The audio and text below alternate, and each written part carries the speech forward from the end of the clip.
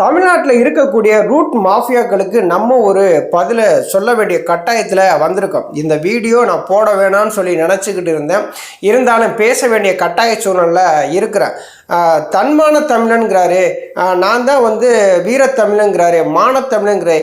எதுக்காக அம்பாசமுத்திரத்தில் போய் சீமான் நிற்கணும்? ஏன் நிற்கிறாரு? திருவொற்றியூரில் ஒரு கதையை சொன்னார், காரைக்குடியில் ஒரு கதை சொன்னார், கடலூரில் ஒரு கதை சொன்னார். இப்போ அம்பாசமுத்திரத்தில் போய் ஒரு கதையை சொல்வாரா? எதுக்காக அம்பாசமுத்திரத்தில் போய் சீமான் நிற்கணும்? என்னடா உங்களுடைய பிரச்சனை? ஏன் இப்படி கட்டுக்கதைகளை கட்டி வரீங்க? சீமான் ஒரு கட்சியினுடைய தலைவர். அவர் எந்த இடத்துல வேணாலும் நிற்கலாம். அதை கேட்குறதுக்கு எவனுக்கும் ரைட்ஸ் கிடையாது. மரியாதை இல்லாமல் பேசுகிறேங்கிறீங்களா? இந்த ரூட் மாஃபியாக்களுக்கு மரியாதை கொடுக்க வேண்டிய அவசியமே கிடையாது. ஒரு கட்சியினுடைய தலைவர் எந்த இடத்துல நின்றா உனக்கு என்ன வலிக்குது அதை முதல்ல சொல்லு. அவர் அம்பாசமுத்திரத்தில் நிற்கிறாரு, இல்லை பெருந்துறையில் நிற்கிறாரு, இல்லை வேறு தொகுதியில் இப்போ கரூரில் நிற்கிறாரு, ஏதோ ஒரு தொகுதியில் நிற்கிறாருன்னு வச்சுக்க. நிற்கிறதுனால உனக்கு என்னடா பிரச்சனை? உனக்கு ஏதும் பிரச்சனையா? உனக்கு ஏதும் வயிறு ஏதும் வலிக்குதா?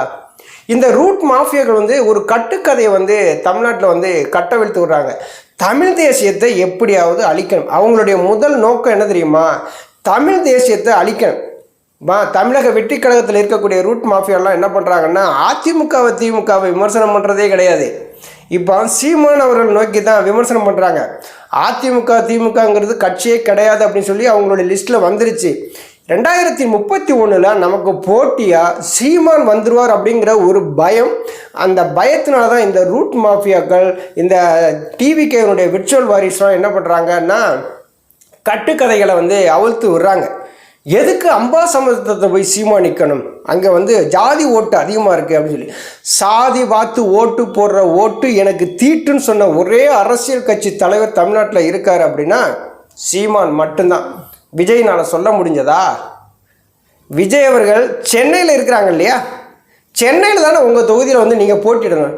என்ன இதுக்காக நீங்கள் திருச்சி கிழக்கு தொகுதியில் போட்டியிடணும்? கொஞ்சம் சொல்லுங்கள்.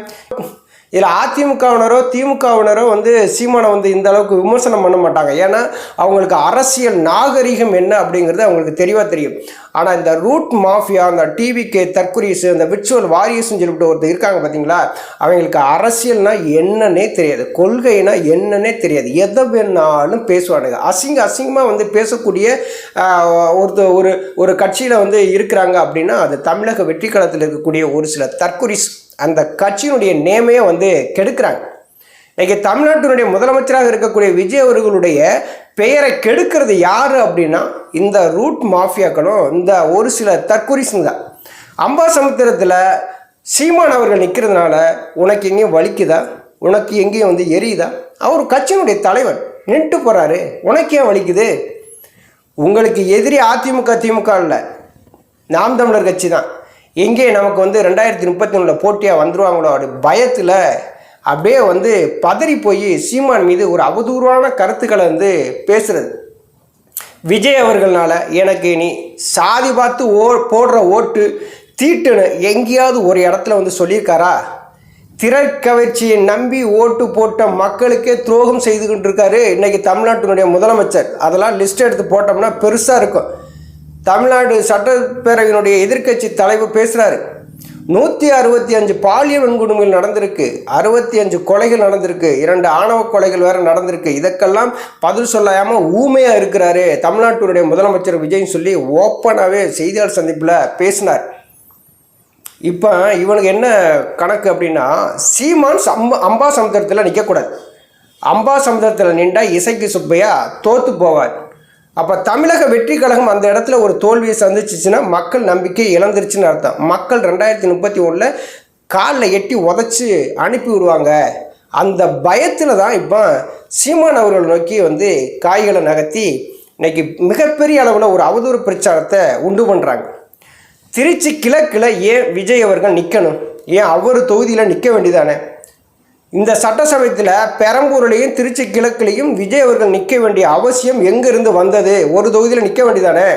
ஒரு தைரியமானவராக இருந்தால், ஒரு திரைக்கவர்ச்சி முகமாக இருக்குது அப்படின்னா, மக்கள் ஓட்டு போட்டு செய்க்க வச்சுருவாங்க அப்படிங்கிற ஒரு நம்பிக்கை இருந்தது அப்படின்னா விஜய் அவர்கள் என்ன பண்ணியிருக்கணும்? ஒரு தொகுதியில் நின்றுக்கணும். ஒரு தொகுதியில் நின்று வெற்றி பெற்றிருந்தாருன்னா பரவாயில்ல, இன்னொரு தொகுதியில் நின்று, அதுவும் திருச்சி கிழக்கு தொகுதியில் வந்து நிற்கிறாரு. ஏன் சென்னையில் நிற்காம திருச்சி கிழக்கு தொகுதியிலேயே வந்து நிற்கிறாரு? இந்த கேள்விகளுக்கு ரூட் மாஃபியா நீங்கள் பதில் சொல்லுவீங்களா? தெரியாது. ஏன்னா உருட்டுவானுங்க. இப்படின்னா எங்கள் தலைவர் எங்கே வேணால் நிற்பார் அப்படின்னு உருட்டுவானுங்க. அதே மாதிரி தான் நாம் தமிழர் கட்சியினுடைய தலைமை ஒருங்கிணைப்பாளர் செந்தமிழன் சீமான், கட்சியினுடைய தலைவர், எந்த இடத்துல வேணுனாலும் போய் நிற்பார். அம்பாசமுத்திரத்தில் போய் ஏன் நிற்கணும் அப்படின்னா, அவர் ஒரு கட்சி தலைவர், தமிழர் நலனுக்காக பாடுபடக்கூடியவர். அவர் வந்து தமிழக மக்களுக்கு எந்த இடையூறு, எந்த அரசு ஏற்படுத்தினாலும் எதிர்த்து கேள்வி கேட்கக்கூடியவர்.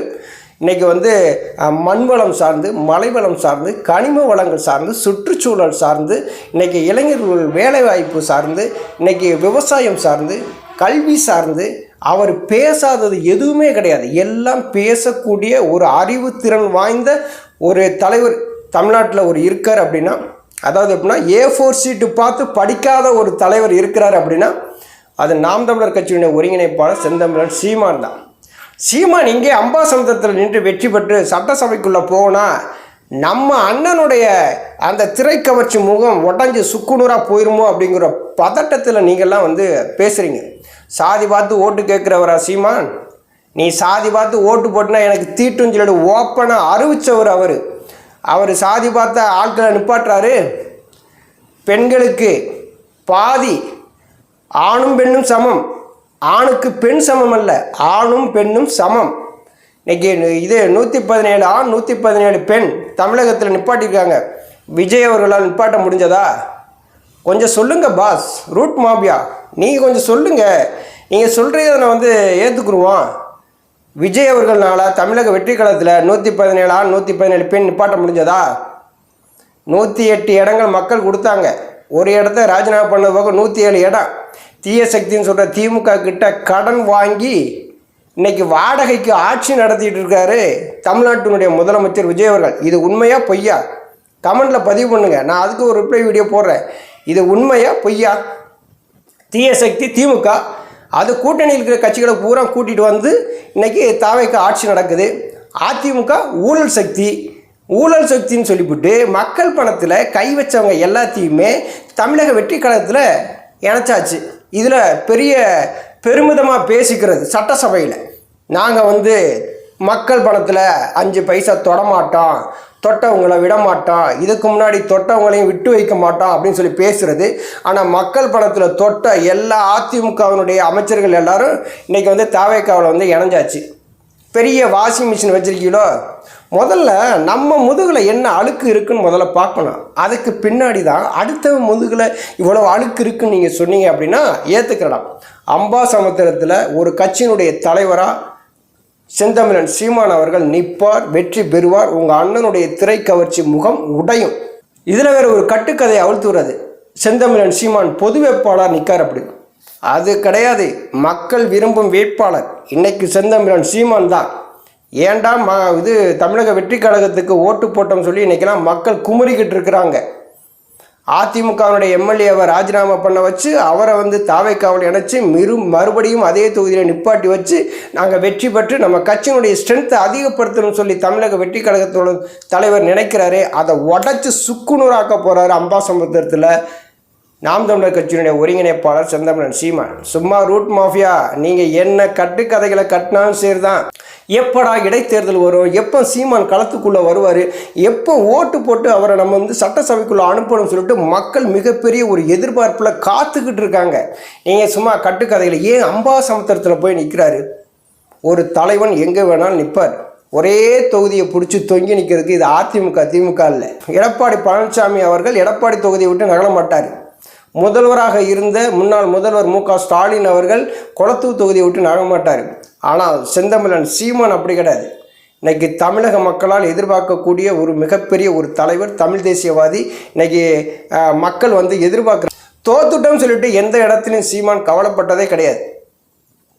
அதான் சொல்லுவாங்க, சிறு சறுக்கள் வந்தாலும் அதை தூண்டு விடாமல் தன்னம்பிக்கையோடு எழுந்து நிற்கிற ஒரு தலைவன் தமிழ்நாட்டில் தமிழ் தேசியம் பேசக்கூடிய ஒரு தலைவன் இருக்கிறான் அப்படின்னா செந்தமிழன் சீமான் மட்டும்தான். அம்பாசமுத்திரம் தொகுதி யார் அப்ப விட்டு தொகுதியும் கிடையாது, யாருக்கும் சொந்தமாக எழுதி வைக்கலை. இது வந்து மன்னராட்சி கிடையாது, இது மக்களாட்சி. யார் வேணாலும் அந்த தொகுதியில் வந்து நிற்கலாம், மக்கள் ஆதரவு இருந்தால் வெற்றி பெறலாம். இன்றைக்கி இசக்கி சுப்பையா நின்றா தோற்று போயிடுவாங்கிறோம் அப்படிங்கிற ஒரு பயத்தில் இந்த ரூட் மாஃபியாலாம் என்ன பண்ணுறாங்க, அம்பாசமுத்திரத்தில் போய் நிற்கிறாரு, அவர் நாடாளுமன்ற வாக்குகளை வாங்கி வந்து வெற்றி பண்ணுங்கிறதுக்காக அவர் போய் சீமா நிற்காரு அப்படின்னா, டேய் முட்டாள்களா, சாதி பார்க்காதீங்கடா.